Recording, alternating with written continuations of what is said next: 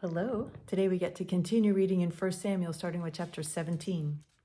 Now the Philistines gathered their armies for battle, and they were gathered at Succah, which belongs to Judah, and encamped between Succah and Azekah in Ephes Dammim. And Saul and the men of Israel were gathered and encamped in the valley of Elah, and drew up in line of battle against the Philistines. And the Philistines stood on the mountain on the one side, and Israel stood on the mountain on the other side, with a valley between them. And there came out from the camp of the Philistines a champion named Goliath of Gath, whose height was 6 cubits and a span. And he had a helmet of bronze on his head, and he was armed with a coat of mail, and the weight of the coat was 5,000 shekels of bronze. And he had bronze armor on his legs, and a javelin of bronze slung between his shoulders. The shaft of his spear was like a weaver's beam, and his spear's head weighed 600 shekels of iron. And his shield bearer went before him. He stood and shouted to the ranks of Israel, "Why have you come out to draw up for battle? Am I not a Philistine? And are you not servants of Saul? Choose a man for yourselves and let him come down to me.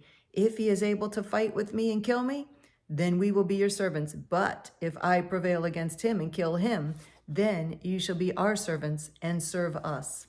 And the Philistines said, "I defy the ranks of Israel this day. Give me a man that we may fight together."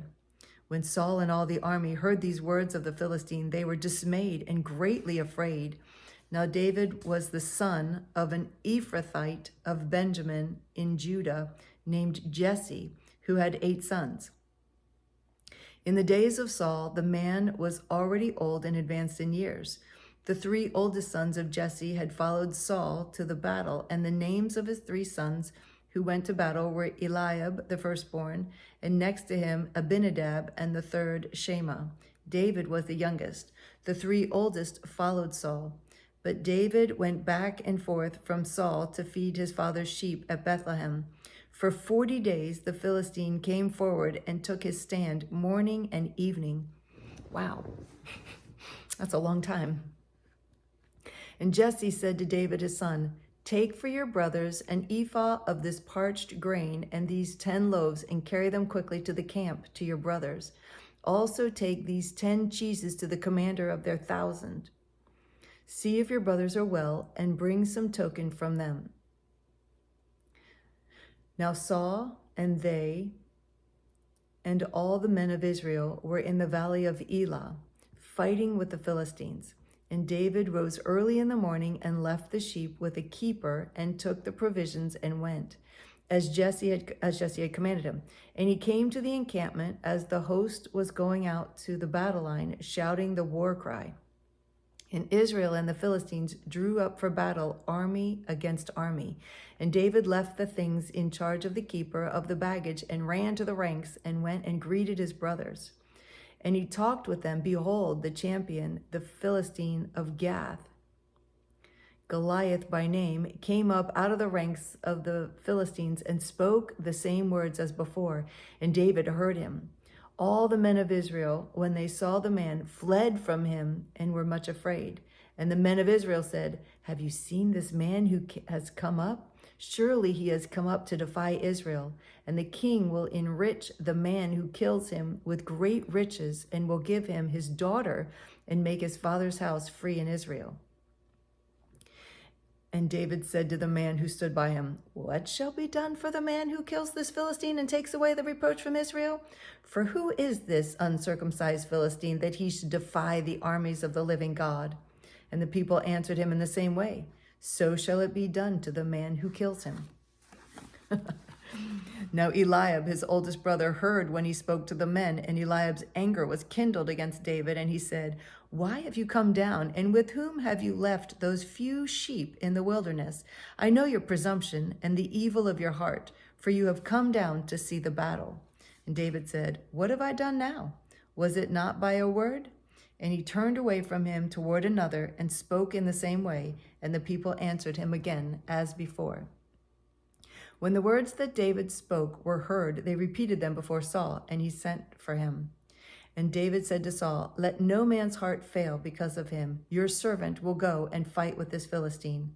And Saul said to David, "You're not able to go against this Philistine to fight with him, for you're but a youth, and he has been a man of war from his youth." But David said to him, "Your servant used to keep sheep for his father. And when there came a lion or a bear and took a lamb from the flock, I went after him and struck him and delivered it out of his mouth. And if he rose against me, I caught him by his beard and struck him and killed him. Your servant has struck both lions and bears, and this uncircumcised Philistine shall be like one of them, for he has defied the armies of the living God."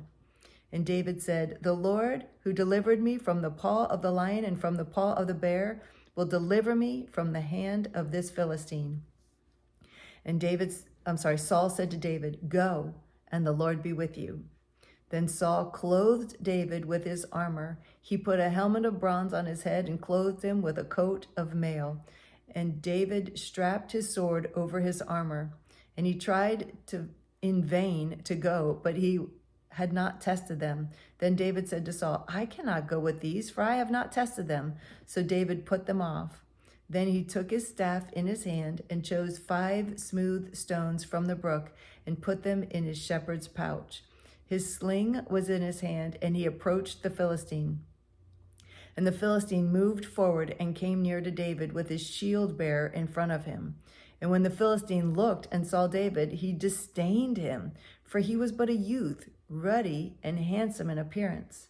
And the Philistine said to David, "Am I a dog that you come to me with sticks?" And the Philistine cursed David by his gods. The Philistine said to David, "Come to me, and I will give your flesh to the birds of the air and to the beasts of the field." Then David said to the Philistine, "You come to me with a sword and a spear and a javelin, but I come to you in the name of the Lord of hosts, the God of the armies of Israel, whom you have defied.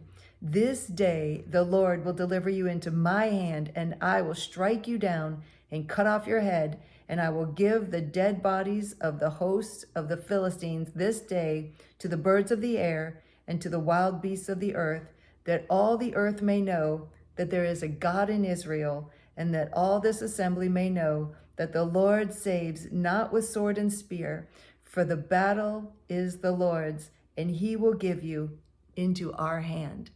Wow. I love that. When the Philistine arose and came and drew near to meet David, David ran quickly toward the battle line to meet the Philistine. And David put his hand in the bag and took out a stone and slung it and struck the Philistine on his forehead. The stone sank into his forehead, and he fell on his face to the ground. So David prevailed over the Philistine with a sling and a stone, and struck the Philistine and killed him. There was no sword in the hand of David. Then David ran and stood over the Philistine and took his sword and drew it out of its sheath and killed him and cut off his head with it. Then the Philistines saw that their champion was dead, and they fled. And the men of Israel and Judah rose with a shout and pursued the Philistines as far as Gath and the gates of Ekron, so that the wounded Philistines fell on the way from Sheraim as far as Gath and Ekron. And the people of Israel came back from chasing the Philistines, and they plundered their camp. And David took the head of the Philistine and brought it to Jerusalem, and he put his armor in his tent. As soon as Saul saw David go out against the Philistine, he said to Abner, the commander of the army, "Abner, whose son is this youth?" And Abner said, "As your soul lives, O king, I do not know." And the king said, "Inquire whose son the boy is." And as soon as David returned from the striking down of the Philistine, Abner took him and brought him before Saul with the head of the Philistine in his hand. He's still carrying the head around. And Saul said to him, "Whose son are you, young man?" And David answered, "I am the son of your servant Jesse the Bethlehemite." Chapter 18. As soon as he had finished speaking to Saul, the soul of Jonathan was knit to the soul of David, and Jonathan loved him as his own soul. And Saul took him that day and would not let him return to his father's house. Then Jonathan made a covenant with David because he loved him as his own soul. And Jonathan stripped himself of his robe that was on him and gave it to David, and his armor, and even his sword and his bow and his belt. And David went out and was successful wherever Saul sent him, so that Saul sent him over the men of war. Set him over the men of war, and this was good in the sight of all the people, and also in the sight of Saul's servants. As they were coming home, when David returned from striking down the Philistine, the women came out of all the cities of Israel singing and dancing to meet King Saul with tambourines, with songs of joy, and with musical instruments. And the women sang to one another as they celebrated. Saul has struck down his thousands, and David his 10,000s. Ooh. And Saul was very angry, and this saying displeased him. He said, "They have ascribed to David 10,000s, and to me have ascribed only thousands. And what more can he have but the kingdom?" And Saul eyed David from that day on.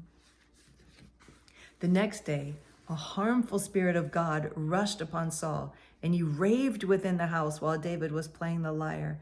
As he did day by day, Saul had his spear in his hand. And Saul hurled the spear, for he thought, "I will pin David to the wall." But David evaded him twice. Saul was afraid of David because the Lord was with him, but had departed from Saul. So Saul removed him from his presence and made him a commander of 1,000. And he went out and came in before the people, and David had success in all his undertakings, for the Lord was with him. And when Saul saw that he had success, he stood in fearful awe of him. But all Israel and Judah loved David, for he went out and came in before them. Then Saul said to David, "Here is my elder daughter Merab.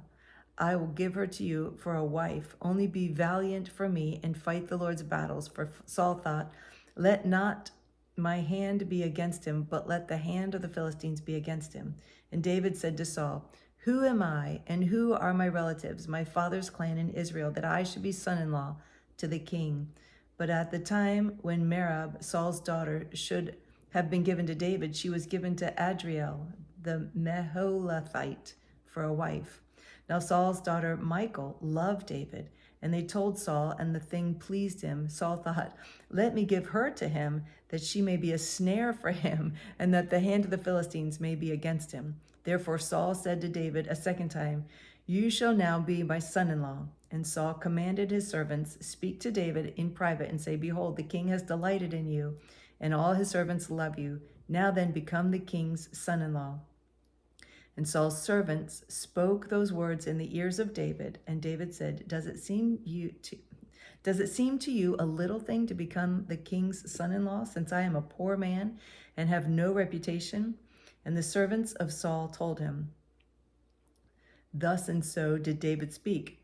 Then Saul said, "Thus shall you say to David, the king desires no bride price except 100 foreskins of the Philistines, that he may be avenged of the king's enemies." Now Saul thought to make David fall by the hand of the Philistines. And when his servants told David these words, it pleased David well to be the king's son-in-law. Before the time had expired, David arose and went along with his men and killed 200 of the Philistines. And David brought their foreskins, which were given in full number to the king, that he might become the king's son-in-law. And Saul gave him his daughter Michal for a wife. But when Saul saw and knew that the Lord was with David, and that Michal, Saul's daughter, loved him, Saul was even more afraid of David. So Saul was David's enemy continually. Then the commanders of the Philistines came out to battle, and as often as they came out, David had more success than all the servants of Saul, so that his name was highly esteemed. Wow. Wow, what a great start. It's a great supernatural start to a very successful life. So fun testimony today. So thank you so much for joining me reading again today. I love you so much, and I look forward to reading with you again tomorrow. Bye.